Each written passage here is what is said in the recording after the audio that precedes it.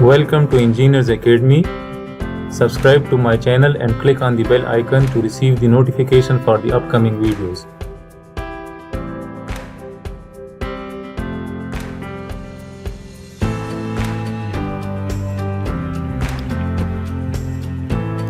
In this lesson, we are going to learn the various operations on polynomials. So, polynomial operations using arrays. So, let's suppose if I have polynomial number 1, let's suppose if I have this polynomial which is x square minus 5x plus 6. So, how we will write in MATLAB? We will write only the coefficients of a given polynomial. So, in this case, the polynomial is a 2-degree polynomial. So, we will write 1. The coefficient of x square is 1, the coefficient of x is minus 5, and the coefficient of x to the power 0 is 6, that is the constant is 6. And now if we have, let's suppose this polynomial, that is 3x cube plus 0x square plus 2x plus 1. If the x square coefficient or the x square is missing, normally we do not write 0x to the power 2, normally we write 3x cube plus 2x plus 1. So in MATLAB, how we will tell MATLAB that my coefficient is of 3 degrees. So if I write 3, 2, 1, so MATLAB will identify that my variable is again 2 degree, my polynomial is 2 degree instead of 3 degree. So to how to tell MATLAB that my polynomial, that my input polynomial is 3 degrees, so I will input the 0 coefficient of any missing variable or any missing term in the polynomial. So for any missing term we will write 0 to tell the MATLAB that I have this much degree of polynomial. So this is one thing. Now let's suppose if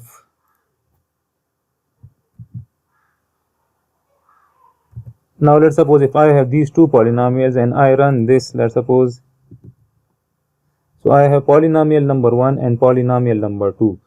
So now if I want to add polynomial number 1 with polynomial number 2, so what will happen if I write polynomial 1 plus polynomial number 2?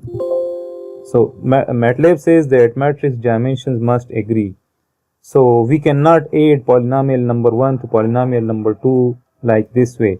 So what we will do, that we will add 0 to the left of this one in order to make the dimensions of both the polynomials equal.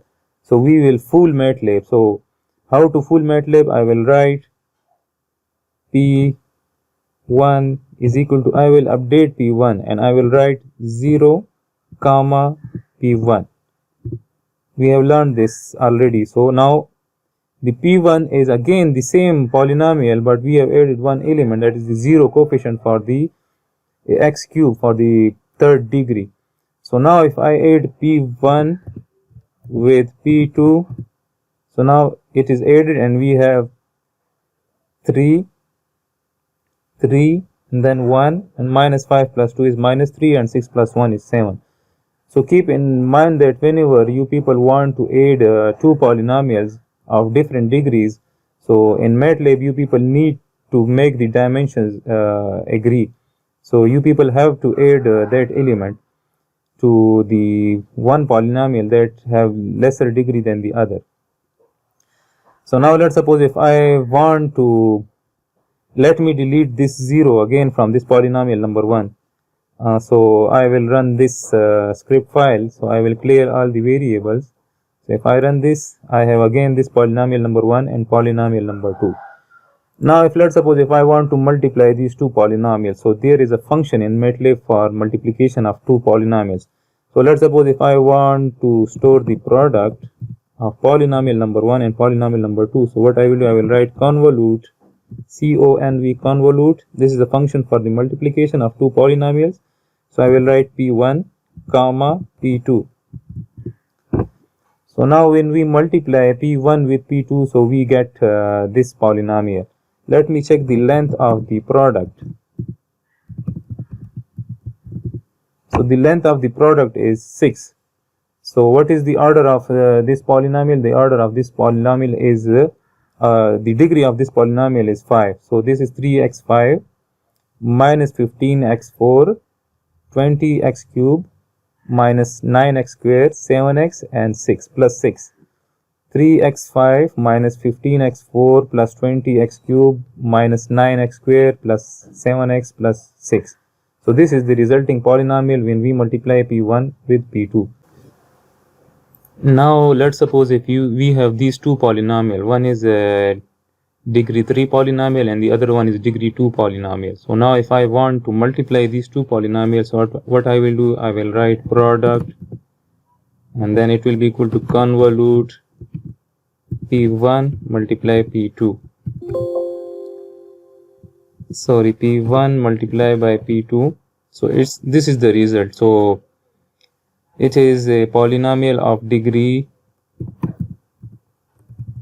1, 2, 3, 4, 5, polynomial of degree 5. So it's 54x to the power 5 minus 35x to the power 4, 41x cube plus 29x square minus x plus 14. Now if we want to divide polynomial 1 by polynomial 2, so what we can do? So I can write it like this. I want to store the quotient in Q and the remainder in R. So now let's suppose if I write deconvolute, so I will write P1 divided by P2. So P1 is the numerator and P2 is the denominator. So if I press enter, so now in this case the quotient is 1.5x minus 0.5833 and the remainder is this. This is minus 0.5833x plus 8.1667. You people can check it. If you people multiply P2 with this quotient and then add with this remainder, so what you people will get? You people will get polynomial number 1. So this is the method for convolute and deconvolute. As we have seen here that polynomial 1 and polynomial 2, the order of both the polynomial is not same. The dimensions of both polynomial 1 and polynomial 2 are different. So in case of convolute, we do not need to fool the MATLAB we did in case of addition or subtraction. So in case of convolute, we do not need to make the dimensions equal for the two polynomials. It is directly applicable in the convolute function. Now let's suppose if I have this polynomial 1 and I want to find the roots for this polynomial 1. So what I will do, let's suppose I write the x. So I will write roots and then I will write polynomial 1. So it's a third degree polynomial, so this polynomial will have 3 roots. So the 3 roots are imaginary in this case. Let's suppose if I have this P2 polynomial and now I want to find the roots for this polynomial P2. So let's suppose if I write x1, I will write roots of P2. So again the roots for this polynomial, degree 2 polynomial, are imaginary numbers.